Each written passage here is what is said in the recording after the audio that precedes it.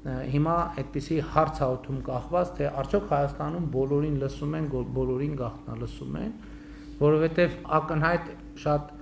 առանցքային գործերի հետ կապված գաղտնալսումներ են հրապարակում եւ այլն եւ այդպես շարունակ։ Հայաստանում օպերատիվ հետախուզության մասին օրենքը նորություն չի, այստեղ նորությունն ինչ է։ Նորությունն է նա, որ օպերատիվ հետախուզության մասին օրենքով հստակ սահմանված է եւ ընդ որում բոլոր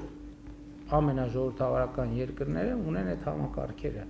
որտեղ հստակ սահմանված է երբ, ինչպես, որ դեպքում, ինչ պայմաններում կարելի է իրականացնել այդ օպերատիվ աշխատանքը։ Իսկ ո՞րն է նորությունը։ Իսկ նորությունն է նա, որ քանի որ մեզ համար հանցավորության կոռուպցիայի դեմ պայքարը շատ կարևոր եւ սկզբունքային է, կառավարությունը այո, ըստ հնարավորին ներդրումներ է անում, որպեսզի Հայաստանի օպերատիվ մարմինները տեխնիկական կարողություններ ունենան։ Բայց եկեք պատկերացնենք, որ Հայաստանի կառավարությունը ասում է, որ մենք ուզում ենք պայքարենք կոռուպցիայի դեմ, հանցավորության դեմ ենք ուզում պայքարենք եւ գոնե ինչ որ մի կայուն մակարդակով չի ֆինանսավորում, որպեսզի մեր օպերատիվ